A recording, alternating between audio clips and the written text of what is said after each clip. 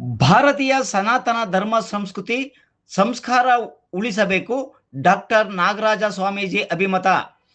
ಭಾರತೀಯ ಸನಾತನ ಧರ್ಮ ಸಂಸ್ಕೃತಿ ಸಂಸ್ಕಾರ ಉಳಿಸಿಕೊಳ್ಳಬೇಕು ಎಂಬ ನಿಟ್ಟಿನಲ್ಲಿ ಶ್ರೀಮಠವು ನಿರಂತರವಾಗಿ ಧಾರ್ಮಿಕ ಕೆಲಸ ಮಾಡುತ್ತಿದೆ ಎಂದು ಡಾಕ್ಟರ್ ನಾಗರಾಜ ಸ್ವಾಮೀಜಿಯವರು ತಿಳಿಸಿದರು. ಗುಬ್ಬಿ ಹಾಗೂ ತುಮಕೂರು ಗಡಿ ಭಾಗದ ಸಿದ್ದಪ್ಪನಪಾಳ್ಯ ಗ್ರಾಮದಲ್ಲಿ ಶ್ರೀ ಮಹಾಲಕ್ಷ್ಮಿ ಸಮೇತ ಉಮಾಮಹೇಶ್ವರಿ ಸನ್ನಿಧಾನ ಹಾಗೂ ಶ್ರೀ ಶಿವಶನೇಶ್ವರ ಮಠದಲ್ಲಿ ಶ್ರೀ ಶಿವಶನೇಶ್ವರ ಜಯಂತಿ ಮತ್ತು ಮಠದ ಧರ್ಮಾಧಿಕಾರಿಗಳಾದ ಡಾಕ್ಟರ್ ನಾಗರಾಜ ಗುರೂಜಿರವರ ಹುಟ್ಟು ಹಬ್ಬದ ಪ್ರಯುಕ್ತ ರಕ್ತದಾನ ಶಿಬಿರ, ಮಕ್ಕಳಿಗೆ ಪ್ರತಿಭಾ ಪುರಸ್ಕಾರ, ಶ್ರೀಗಳಿಗೆ ಗೌರವ ಸಮರ್ಪಣಾ ಕಾರ್ಯಕ್ರಮ ಆಯೋಜನೆ ಮಾಡಲಾಗಿದೆ ಎಂದು ತಿಳಿಸಿದರು. ಇದೇ ಸಂದರ್ಭದಲ್ಲಿ ಮಾತನಾಡಿದ ಡಾಕ್ಟರ್ ನಾಗರಾಜ ಸ್ವಾಮೀಜಿ, ರಕ್ತದಾನ, ನೇತ್ರದಾನ ಹಾಗೂ ಅನ್ನದಾನ ಬಹಳ ಪ್ರಮುಖವಾದ ಅಂಶಗಳಾಗಿದ್ದು, ಕಳೆದ 15 ವರ್ಷಗಳಿಂದ ದೇವರ ಪ್ರೇರಣೆಯಿಂದ ಶ್ರೀಮಠವು ನಡೆಯುತ್ತಿದೆ. ಸಾವಿರಾರು ಭಕ್ತರು ಮಠಕ್ಕೆ ಆಗಮಿಸಿ ತಮ್ಮ ಕಷ್ಟ ಕಾರ್ಪಣ್ಯಗಳನ್ನು ಬಗೆಹರಿಸಿಕೊಂಡಿದ್ದಾರೆ. ಇಂತಹ ಪುಣ್ಯಕ್ಷೇತ್ರದಲ್ಲಿ ಸಾಕಷ್ಟು ಪವಾಡಗಳು ಸಹ ನಡೆದಿದ್ದು, ಮುಂದಿನ ದಿನದಲ್ಲಿ ನಿರಂತರ ದಾಸೋಹ ಸೇರಿದಂತೆ ಧಾರ್ಮಿಕ, ಸಾಮಾಜಿಕ, ಶೈಕ್ಷಣಿಕ ಕಾರ್ಯಕ್ರಮಗಳನ್ನು ಮಾಡುವುದಕ್ಕೆ ಎಲ್ಲ ರೀತಿಯ ಯೋಜನೆಗಳನ್ನು ಮಾಡಲಾಗುತ್ತಿದೆ ಎಂದು ತಿಳಿಸಿದರು. ಶಿವಶನೇಶ್ವರ ಮಠ ಅಂತೇಳಿ ನಾವು ಇನ್ಸ್ಟಾಗ್ರಾಮಲ್ಲಿ ನೋಡ್ಬಿಟ್ಟು ನೋಡ್ತಾ ಇರೋದು. ತುಂಬ ಸಮಸ್ಯೆ ಇತ್ತು, ಆರೋಗ್ಯ ಸಮಸ್ಯೆ ಇತ್ತು ಮತ್ತು ಆರ್ಥಿಕವಾಗೂ ಸಮಸ್ಯೆ ಇತ್ತು. ಮತ್ತು ಇಲ್ಲಿ ಬಂದಮೇಲೆ ನಮ್ಗೆ ತುಂಬ ಒಳ್ಳೆಯದಾಗಿದೆ. ಇಲ್ಲಿ ಸುಮಾರು ಜನ ಬರ್ತಾರೆ. ಅಮಾವಾಸ್ಯೆ ಪೌರ್ಣಮಿಲಿ ಇಲ್ಲಿ ಕಟ್ಟೆ ಎಲ್ಲ ಮಾಡಿಕೊಡ್ತಾರೆ ಮತ್ತು ದೃಷ್ಟಿದೋಷ ಎಲ್ಲ ತೆಗಿತಾರೆ. ಮತ್ತು ಇಲ್ಲಿ ಬಂದಾಗಲಿ ನಮಗೆ ತುಂಬ ಒಳ್ಳೆಯದಾಗಿದೆ. ಅನ್ನದಾಸೋಹ ಇರುತ್ತೆ ಇಲ್ಲಿ ಪ್ರತಿದಿನ ಬರೋವಂಥ ಭಕ್ತರಿಗೆ. ಇಲ್ಲಿ ಬರೋವಂಥ ಎಲ್ಲ ಭಕ್ತರ ಸಮಸ್ಯೆಗಳನ್ನ, ಸಂಕಷ್ಟಗಳನ್ನ ಡಾಕ್ಟರ್ ನಾಗರಾಜ ಗುರೂಜಿಯವರು ಬಗೆಹರಿಸ್ಕೊಡ್ತಾರೆ. ಇದು ಯಾವುದೇ ಸಮಸ್ಯೆ ಇರ್ಬೋದು, ಜಮೀನಿನ ಸಮಸ್ಯೆ ಇರ್ಬೋದು, ಆರೋಗ್ಯ ಸಮಸ್ಯೆ ಇರ್ಬೋದು, ಇಲ್ಲ ಗಂಡ ಹೆಂಡತಿ ಸಮಸ್ಯೆ ಇರ್ಬೋದು, ಎಂಥದೇ ಸಮಸ್ಯೆ ಇದ್ದರೂ ಸ್ವಾಮೀಜಿಗಳು ಅದನ್ನು ಬಗೆಹರಿಸ್ಕೊಡ್ತಾರೆ. ನಮಗೆ ಆರೋಗ್ಯ ಸಮಸ್ಯೆ ತುಂಬ ಇತ್ತು. ಇಲ್ಲಿ ಸ್ಟಾರ್ಟಿಂಗ್ ಬಂದಾಗ ನಾವು 2 ವರ್ಷದಿಂದ ಇಲ್ಲಿ ಬರ್ತಾ ಇದ್ದೀವಿ. ಇಲ್ಲಿ ಬಂದಾಗಿಂದ ನಮ್ಗೆ ಆರೋಗ್ಯ ಸಮಸ್ಯೆನೂ ಸುಧಾರಿಸಿದೆ ಮತ್ತು ಆರ್ಥಿಕವಾಗೂ ನಾವು ಸುಧಾರಿಸಿದ್ದೀವಿ. ಅಂದಾಜು ಒಂದು 2,500-3,000 ಜನ ಬರ್ತಾರೆ ಪ್ರತಿ ಅಮಾವಾಸ್ಯೆ ಪೌರ್ಣಮಿಗೆ. ಮತ್ತು ಮಂಗಳವಾರ, ಶುಕ್ರವಾರ, ಭಾನುವಾರ ಇಲ್ಲಿ ಗುರೂಜಿಗಳು ಸಿಗ್ತಾರೆ. ಗುರುವಾರ ಮತ್ತು ಪೇಷಂಟ್ಗಳನ್ನೆಲ್ಲ ನೋಡ್ತಾರೆ. ಇಲ್ಲಿ ನಿಮ್ಮ ಜಮೀನಿಗೆ ಏನಾದರೂ ಸಮಸ್ಯೆ ಇದ್ದರೆ ಮಣ್ಣನ್ನು ತಿಂದ್ಬಿಟ್ಟು ಗುರುಗಳು ಅದರ ಸಮಸ್ಯೆ ಏನಿದೆ ಅಂತ ಕಂಡುಹಿಡಿದು ಅದನ್ನು ಹೇಳ್ತಾರೆ. ಮತ್ತು ಸ್ಟ್ರೋಕ್ ಆಗಿರೋರಿಗೆ ಮತ್ತು ಪ್ರತಿಯೊಂದು ಆರೋಗ್ಯ ಸಮಸ್ಯೆನೂ ಇಲ್ಲಿಗೆ ಬಂದಮೇಲೆ ಸರಿ ಹೋಗಿದೆ. ಇದೊಂದು ಪುಣ್ಯಕ್ಷೇತ್ರ ಅಂತಲೇ ಹೇಳ್ಬೋದು. ಇಲ್ಲಿ ಬಂದಮೇಲೆ ಎಲ್ಲರದ್ದು ಸಮಸ್ಯೆ ಬಗೆಹರಿದಿದೆ. ಎಲ್ಲ ಕಡೆಯಿಂದ ಬರ್ತಾರೆ ಸರ್. ಗುಲ್ಬರ್ಗ, ರಾಯಚೂರು, ಹುಬ್ಬಳ್ಳಿ ಅಲ್ಲಿಂದನೂ ಬರ್ತಾರೆ. ಚಿತ್ರದುರ್ಗ ಅಲ್ಲಿಂದ ಬರ್ತಾರೆ. ನಾವು ತುಮಕೂರಿಂದ ಬರ್ತಾರೆ. ಹೇಳಿ ಸರ್. ನಮ್ಮ ಹೆಸರು ತಿಪ್ಪೇಸ್ವಾಮಿ ಅಂತ. ಎಲ್ಲಿಂದ ಬರ್ತಾ ಇದ್ದೀವಿ? ನಾವು ಗುಲ್ಬರ್ಗದಿಂದ ಮತ್ತು ಬಳ್ಳಾರಿಯಿಂದ ಬರ್ತಾ ಇದ್ದೀವಿ. ನಮಗೆ ನಾನು ಗಾಡಿ ಡ್ರೈವರು. ಆಕಸ್ಮಿಕವಾಗಿ ನಂದು ಗಾಡಿ ಒಂದು ಸರಿ ಅಪ್ಸೆಟ್ ಆಯಿತು. ಅದರ ಕಾರಣ ನಾನು ಯೂಟ್ಯೂಬಲ್ಲಿ ಚಾನಲ್ನಲ್ಲಿ ಉಮಾಮಹೇಶ್ವರ ದೇವಸ್ಥಾನ ನೋಡಿ ಇಲ್ಲಿಗೆ ಕರ್ಕೊಂಡ್ಬಂದ ನಂತರ ಗಾಡಿ ಈ ಥರ ಆಗಿದೆ, ಸಮಯಂದು ಪ್ರಾಬ್ಲಮ್ ಆಗಿದೆ, ಏನಾಗಿದೆ ನೋಡಿದಾಗ ನಿಮ್ಮ ಸಾವು ಹತ್ರ ಬಂದಿದೆ ಅಂತ ಹೇಳಿದ್ರು.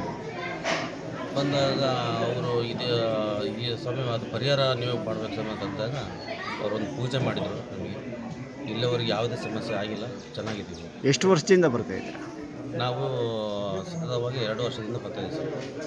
ಏನು ಅನಿಸುತ್ತೆ ಈ ದೇವಸ್ಥಾನ ಶಕ್ತಿ? ಒಳ್ಳೇದು ಅನ್ನಿಸ್ತಾ ಇದೆ ನಮಗೆ. ನಮ್ಮ ಆರೋಗ್ಯನೂ ಸರಿ ಇದ್ದಿಲ್ಲ, ಆರೋಗ್ಯನೂ ಚೆನ್ನಾಗಾಗಿದೆ ನಮಗೆ. ಮತ್ತು ಇವರು ಕುಡಿತ ಜಾಸ್ತಿ ಇತ್ತು, ಇವರು ಕುಡಿತನೂ ಬಿಟ್ಟಿದ್ದಾರೆ ಬಂದವಳೆ ಸರ್. ನಾವೆಲ್ಲ ಚೆನ್ನಾಗಿದೆ, ಫ್ಯಾಮಿಲಿ ಎಲ್ಲ ಆರಾಮಾಗಿದೆ ಸರ್. ಕುಟುಂಬ ಸಮೇತ ಬರ್ತೀರಾ? ಹೌದು ಸರ್. ಯಾವ ಊರಿಂದ ಬಂದಿರಿ? ಅರವಿಂದದಿಂದ ಊಳಿಗೆರೆ. ಏನು ಪ್ರಾಬ್ಲಮ್ ಇತ್ತು? ನಮಗೆ ನೀರಿನ ಸಮಸ್ಯೆ ಇತ್ತು. ಬೋರು ಹಾಕ್ಸೋಕ್ಕೆ ಬಂದಿದ್ವಿ, ಸಕ್ಸಸ್ ಆಗಿದೆ. ಹಾಗಾಗಿ ಗೊತ್ತಾಗಿದ್ದೀನಿ, ಒಳ್ಳೆಯದಾಗಿದೆ. ಎಷ್ಟು ವರ್ಷದಿಂದ ಬರ್ತೀರಾ? 3 ವರ್ಷದಿಂದ ಗೊತ್ತಾಗಿದೆ. ಬೋರು ನೀರು ಸಿಗ್ತಾ? ಸ್ವಾಮೀಜಿ ಅವರು ಹೇಳಿದ್ರಾ? ಹೇಳಿ. 200 ಅಡಿ ಹೇಳಿದ್ರು. 200 ಅಡಿ ಬಿಟ್ಟಿದ್ವಿ. ಎಷ್ಟು ದಿನ ಸಿಕ್ತು? 4 ದಿನ ಸಿಕ್ಕಾಯ್ತು. ಸರ್, ಇಲ್ಲಿ ಬಂದಮೇಲೆ ಒಳ್ಳೆಯದಾಗಿದೆ. 15 ವರ್ಷ ಅಂದರೆ ನಮ್ಮ ಮನೆ ಒಳಗಿದ್ದಾಗಿಂದ ಆಗ್ತಕ್ಕಂಥದ್ದು. ಮನೆ ಒಳಗೆ ಬಂದು ಒಂದು ಹುತ್ತ ಬಂತು. ಹುತ್ತದಿಂದ ಅಲ್ಲಿ ಬಂದು ನಾವೊಂದು ಎಲ್ಲೋ ಒಂದು ದೇವಸ್ಥಾನಕ್ಕೆ ಹೋಗಿ ಹೇಳಿಕೆ ಆದಾಗ, ಇಲ್ಲ ನಿಮ್ಮ ಮನೆಯಲ್ಲಿ ನಮಗೆ ಪ್ರೇರಣೆ ಆಗ್ತದೆ, ದೈವ ಪ್ರೇರಣೆ ಆಗಿದಾಗ ನಾವು ಆ ದೇವಸ್ಥಾನ ಮಾಡ್ತೀವಿ. ಮನೆಯಲ್ಲಿ ಕೂತ್ಕೊಂಡು ಹೇಳಿಕೆ ಹೇಳ್ಬೇಕಾದ್ರೆ ದೊಡ್ಡ ಮಟ್ಟದಲ್ಲಿ ಒಂದು ದೇವಸ್ಥಾನ ಮಾಡಲೇಬೇಕಪ್ಪ ಅಂತನ ಭಗವಂತ ಶನೇಶ್ವರರ ಆಜ್ಞೆ ಆಗ್ತದೆ. ಅಂದು ಆ ಒಂದು ದೇವಸ್ಥಾನ ಮಾಡಿ ಕೂತ್ಕೊಂತೀವಿ. ಬರ್ತಕ್ಕಂಥ ಭಕ್ತರು ಇಲ್ಲಿ ಏನೋ ಒಂದು ಕಷ್ಟ ಕೇಳ್ಕೊಂಬರೋರು. ನಮಗೆ ಯಾವುದೋ ಒಂದು ಯಂತ್ರ ತಂತ್ರ ಮಾಡಿದಾಗ ಅದನ್ನು ಸುಳ್ಳು ಹೇಳಬಾರ್ದು, ಅದು ನಮ್ಗೆ ಒಳ್ಳೇದಾಗಲ್ಲ ಅಂತ ತಿಳ್ಕೊಂಡು ಕೆಲವಾರು ವರ್ಷಗಳ ಹಿಂದೆ ಬೇರೆ ಕಡೆ ಹೋಗಿ ಗುರುವಿಂದ ಪಡೆತಕ್ಕಂಥ ಗುರುವಿದ್ಯೆನೇ ಕಲಿತು ಬಂದು ಸನ್ನಿಧಾನ ಮಾಡ್ಕೊಂಡು ಕ್ಷೇತ್ರ ಮಾಡಿ ಕ್ಷೇತ್ರದಿಂದ ಇವತ್ತು ಶ್ರೀಮಠ ಆಗಿದೆ. ಶ್ರೀಮಠದಲ್ಲಿ ಪ್ರಥಮ ಆದ್ಯತೆ ಅನ್ನದಾಸೋಹ. ಇವತ್ತು ಒಂದು ತಿಂಗಳಿಗೆ 25,000 ಜನದ್ದು ಅನ್ನದಾಸೋಹ ನಡೀತಾ ಐತೆ. ಹಾಗೆಯೇ ಓದೋ ಮಕ್ಕಳಿಗಾಗಲಿ ಕೆಲವಾರು ನಿರಾಶ್ರಿತರಾಗಲಿ ಒಂದು ಸಹಾಯ ಮಾಡ್ಕೊಂಡು ಶ್ರೀಮಠ ಮುಂದುವರ್ಕೊಂಡು ಹೋಗ್ತಾ ಐತೆ. ಭಕ್ತರ ಆಶಯದಂತೆ ನಡೀತಾ ಇರ್ತಾರೆ. ಭಾರತ ಸನಾತನ ಧರ್ಮದ ಪದ್ಧತಿಗಳನ್ನು ಅಳವಡಿಸ್ಕೊಂಡು ಹೋಗ್ತಾ ಇರ್ತಕ್ಕಂಥದ್ದು ಶ್ರೀಮಠ. ಮುಂದಿನ ದಿನಮಾನಗಳು ಇದು ಇನ್ನೂ ಎತ್ತರವಾಗಿ ಬೆಳೆಯಲಿ ಅಂತ ನಾವು ಆ ಭಗವಂತನ ಕೇಳ್ತೀವಿ. ಯಾವ ಭಾಗದಿಂದ ಬರ್ತಾರೆ ಭಕ್ತರಿಗೆ? ಬಿಜಾಪುರದಿಂದ ಬರ್ತಾರೆ, ಅಲ್ಲಿ ಬಳ್ಳಾರಿಯಿಂದ ಬರ್ತಾರೆ, ಮೈಸೂರು ಭಾಗದಿಂದ ಬರ್ತಾರೆ, ಕರ್ನಾಟಕದ ಮೂಲೆಯಿಂದಲೂ ಬರ್ತಾರೆ. ಈಗ 2 ವರ್ಷದ ಹಿಂದ್ಲಿಂದನ ತಮಿಳುನಾಡು, ಆಂಧ್ರ 2 ಭಾಗದಿಂದಲೂ ಬರ್ತಾ ಇದ್ದಾರೆ. ಏನೆಲ್ಲ ಸಮಸ್ಯೆಗಳನ್ನು ಒಪ್ಕೊಂಡು ಬರ್ತಾರೆ, ಹೇಗೆ ಪರಿಹರಿಸ್ತಿರೋದನ್ನ? ನಾವು ಗುರುವಾರ ಲಕ್ವಾ ಪೇಷಂಟು, ಫೈನಲ್ ಕಾರ್ಡ್ ಕಟ್ ಆಗಿರೋರು, ಹಾಗೆಯೇ ಯಾವುದೋ ದೊಡ್ಡ ಒಂದು ಕ್ಯಾನ್ಸರ್ ಕಾಯಿಲೆ ಅಂದರೆ ಪ್ರಥಮವಾಗಿ ನಮ್ಮ ಮನೆಯಿಂದ ನಮ್ಮ ಸ್ವಂತ ಅಣ್ಣನಿಗೆ ಕ್ಯಾನ್ಸರ್ ಆಗಿರ್ತದೆ. ಡಾಕ್ಟ್ರು 40 ದಿವಸ ಟೈಮ್ ಕೊಟ್ಟಿರ್ತಾರೆ, ಇಲ್ಲಪ್ಪ ಇದು ತುಂಬ ಮೀರೋಗಿದೆ ಅಂತ. ನಾವು ಅವ್ರನ್ನೂ ಕರ್ಕೊಂಬಂದು ನಾವು ಭಗವಂತನ ಪಾದದಡಿಗೆ ಹಾಕ್ತೀವಿ. ಇವತ್ತು ತುಂಬ ಉತ್ತಮವಾಗಿ ಓಡಾಡ್ಕೊಂಡು ಚೆನ್ನಾಗದಾರೆ, ಏನೂ ಆಗಿಲ್ಲ.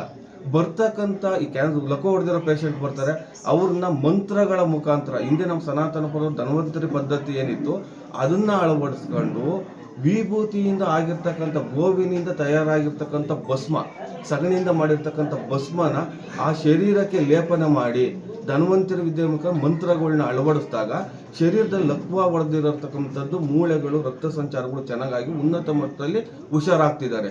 ತುಂಬ ಪಾಸಿಟಿವ್ ರಿಸಲ್ಟ್ ಸಿಕ್ಕಿದೆ ನಮಗೆ. ಈಗಲೂ ನಡ್ಕೊಂಡು ಪ್ರತಿ ಗುರುವಾರ ಮಾಡ್ತಾ ಇದ್ದೀವಿ. ಮುಂದಿನ ಮಠದ ಭವಿಷ್ಯ ಏನು? ಯಾವ ಥರ ನಡ್ಕೊಂಡು? ಮಠದ ಭವಿಷ್ಯ, ಮಠದ ಒಂದು ಏಕಕಾಲದ ಕೈಂಕರ್ಯ ಅಂದರೆ ಸನಾತನ ಧರ್ಮನ ಎತ್ತಿಡಿಬೇಕು.